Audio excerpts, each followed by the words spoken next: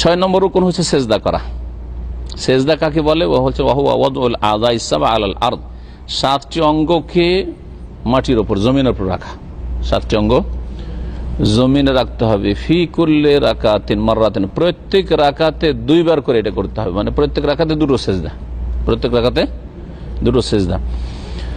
আল্লাহ পাক কোরআনে বলছেন ওয়াসজুদু, ওয়াসজুদু, সূরা হজের আয়াত নম্বর 77 কি রয়েছে? ইরকাউ ওয়াসজুদু।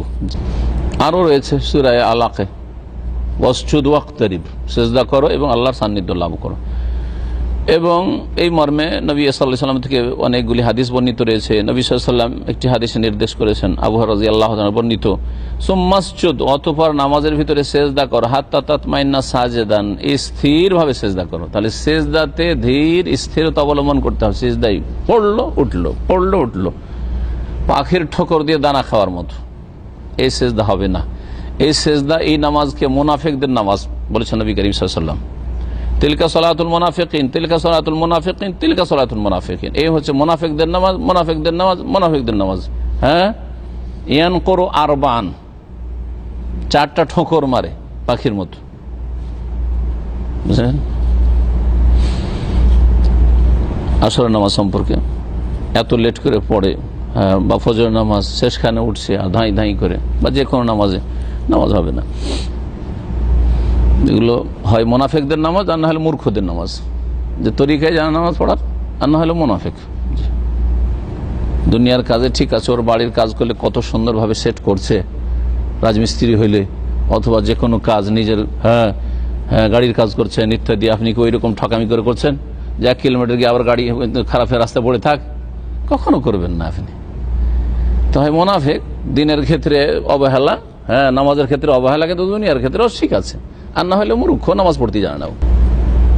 বুখারী মুসলিমের হাদিসে রয়েছে, সুম্মাসজুদ হাত্তা তাতমাইন্না সাজিদান, সেজদা করো এমনকি সেজদা অবস্থায় ধীর স্থির হও।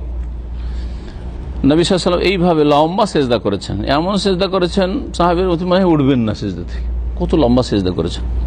এই 3 শুধু তাসবিহ করা, এটা তো সর্বনিম্ন সেজদা, একবারে সর্বনিম্ন সেজদা।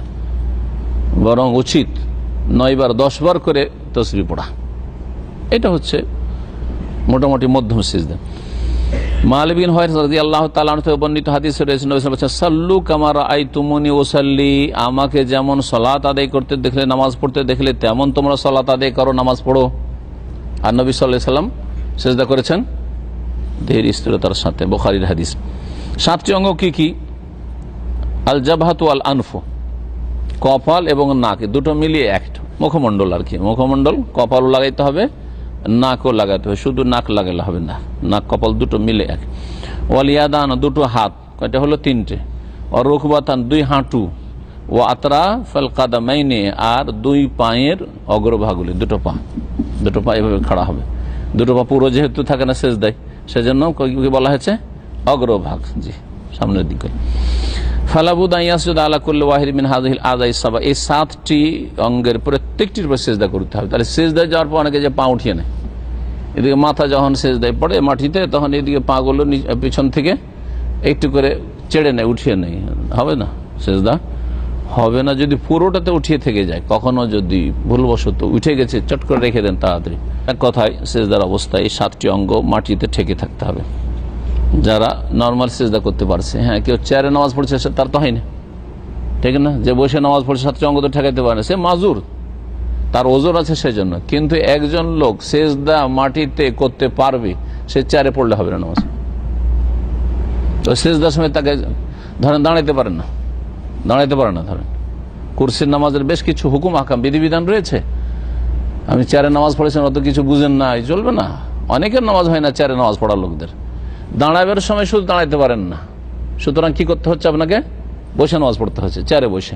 কিন্তু সেজদা মাটিতে করতে পারবেন, সেজদা করতে অসুবিধা নেই। তাহলে কি করতে হবে? চেয়ার ছেড়ে দিয়ে আপনাকে কি করতে হবে? মাটিতে সেজদা করতে। এই বাহানা চলবে না যে আমি দাঁড়াইতে পারি না, তো চেয়ারে বসে পড়ছি। তো দাঁড়াইতে পারেন না, ওখানে আপনার ওজর মানবে আল্লাহ।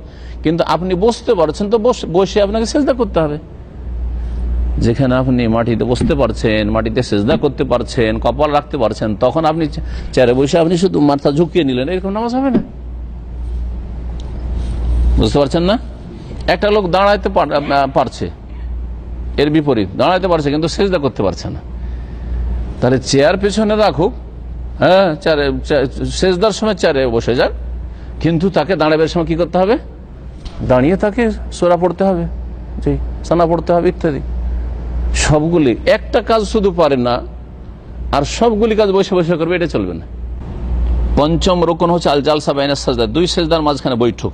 দুই সেজদার মাঝখানে বসতে হবে, সেজদা করলেন আবার ধাঁই সেজদা, চলবে না। দুই সেজদার মাঝখানে ওরা সোজায় বসতে হবে। আবু হুরায়রা রাদিয়াল্লাহু তাআলা আনহু থেকে বর্ণিত হাদিস, নবী করিম সাল্লাল্লাহু আলাইহি ওয়াসাল্লাম বলেছেন, সুম্মা ইরফা হাত্তা তাতাদিল জালিসান, অতঃপর মাথা উঠিয়ে সোজা হয়ে বসো।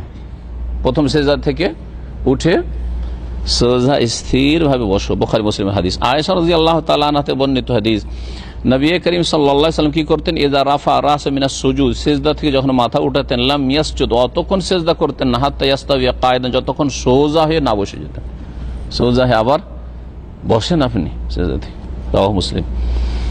সিজদা থেকে উঠলো, আল্লাহু আকবার, আবার সিজদা চলে গেল, হবে না। এবার মাথা ঝুঁকে আছে, মাটির দিকে ঝুঁকে আছে, হবে না।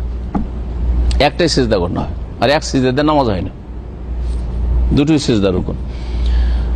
কত লোকের যে এরকম নামাজ হয় না, এক তো বেনামাজি এই মুসলিম উম্মতের শতকরা 95 জন, আর যেগুলো নামাজি তাতে এরকম মাইনাস হইতে হইতে, হ্যাঁ, কিছু আছে মুনাফিকি নামাজি, তাড়াহুড়ার নামাজি, কিছু আছে বেদাতি নামাজি, বেদাত দিয়ে শুরু করে, নামাইতো দিয়ে শুরু করে, ইক্তাদাইতু বিহাদাল ইমাম দিয়ে শুরু করে, জায় নামাজের দোয়া দিয়ে শুরু করে, শেষখানে মোনাজাত করে। কত যে নামাজিগুলো ক্যান্সেল হয়ে যাবে, সব ফেল, বাকি যে কয়টা বাঁচবে আল্লাহ পাক ভালো জানে।